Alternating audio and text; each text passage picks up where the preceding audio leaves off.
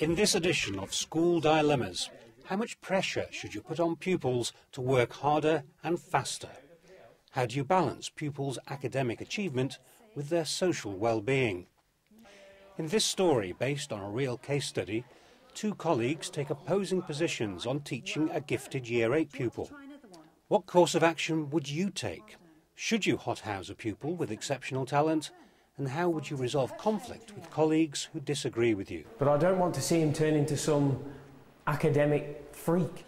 Although the dramatisation reflects real events, we're not, of course, using the actual people or school involved. Everyone will sit down. Do you want to get those textbooks out? In my 6 years teaching maths, I have never come across any pupil so naturally gifted as Adrian. OK, everybody, here are your learning objectives for the day. Everybody except for Adrian. He's in my Year 8 class, but he could easily cope in my top Year 11 group. Lovely. Is everything OK there, Adrian? No, I'm fine, sir. OK, you just put your hand up if you need me, OK? I don't like children working on their own apart from the class. But at least he's not totally isolated, like he is when he's taught by my head of department. He has 2 extra sessions a week on his own. OK, so this one's quite hard because it's from this year's GCSE paper, but I think you can handle it. I'm really quite excited by Adrian's ability. It's a once-in-a-career experience to teach someone so gifted. Good. Now, part 2. Can you plot this on the grid? Do you want to have a go? He's more than capable of sitting his GCSE this year. That'll be a first for any department. An extra push and an A star is in the bag. Absolutely right, but you knew that.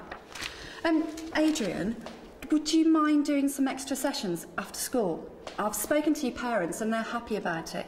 Would that be okay? Yeah, fine. Shall we say Tuesdays then? Yeah, fine. So now, below is a list of lengths. I don't feel comfortable about these extra lessons.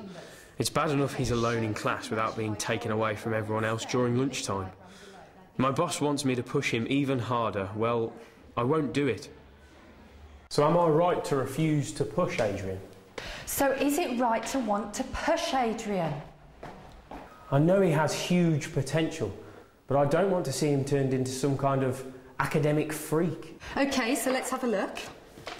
0.915 and 3.35. Well done. Shall we try another one? OK, go on. I'd like Adrian to be pushed harder in class, but my colleague hasn't done much about it. I'd like him to have his own room during lesson time so he can concentrate.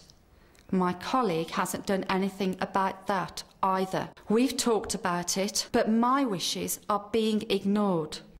I believe it's our job as teachers to help pupils realise their potential. I've started to notice that Adrian is hardly mixing with any of the other pupils. If he's not getting extra tuition, he's on his own doing even more work. Is everything OK, Adrian? Yeah, fine. Don't you want to go and get some fresh air with everybody else? No. I've never seen him fine. being teased or picked on, but it's not right to be so isolated.